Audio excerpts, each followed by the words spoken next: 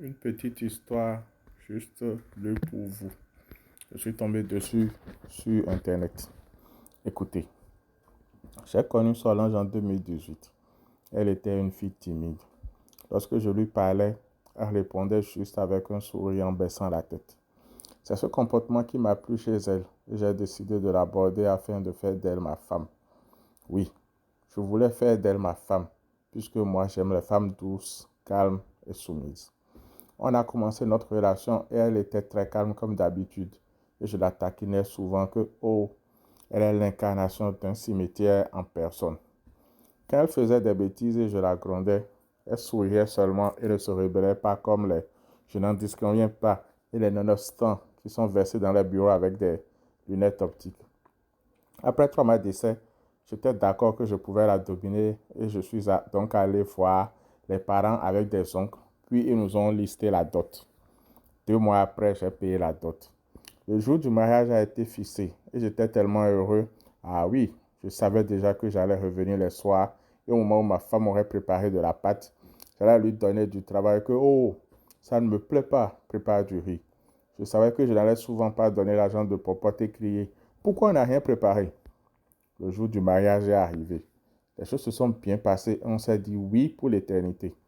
Quelques minutes après, un gars allait disjoncter le compteur que le mariage doit s'arrêter parce qu'on ne lui a pas demandé la permission avant d'organiser le mariage dans son quartier. C'était un gars très musclé et il était très dangereux à l'époque parce qu'il avait créé un gang dont il est le chef. On ne pouvait pas aller contre cette décision. Donc on a commencé par demander pardon quand ma femme Solange est allée remettre le courant en disant si les garçons qui viennent toucher le compteur encore. Là, j'étais très surpris parce que c'était la première fois que ma femme avait l'air d'être énervée. Moi, Solange, Solichou, qu'est-ce qui te prend? Ils vont te tuer cadeau, hein? Ma femme a ignoré mes propos et a enlevé la robe de mariage pour finir dans un collant et une petite chemise bleue. Le gars a foncé vers elle pour la frapper et d'un geste facile, elle a bloqué les mains du gars puis pa! Elle avait refait ses lèvres du gars avec un coup de poing très puissant. Les lèvres du gars étaient devenues rouges et gonflées automatiquement. Non, ce n'était pas du rouge à lèvres. C'était le coup de poing de ma femme qui avait provoqué la panique au sein des globules et il cherchait à sortir de ce corps qui souffrait. Le gars n'avait pas eu le temps de digérer ce coup quand elle a enchaîné d'autres coups jusqu'à ce qu'on ne vienne arracher le gars de ses mains. Sinon, elle allait l'achever. Après avoir été témoin de ça, le reste du gang a fui automatiquement et leur chef a été envoyé à l'hôpital.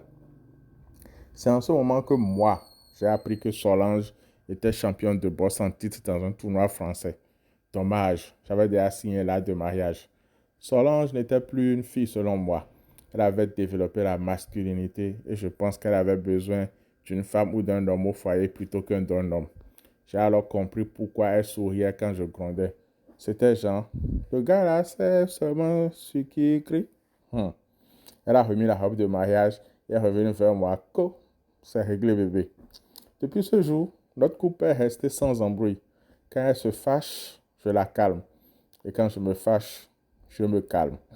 Je suis même en train de chercher comme ça une école de cuisine pour apprendre à cuisiner parce que hier, elle disait qu'elle est fatiguée de cuisiner. Des recommandations, s'il vous plaît. Merci.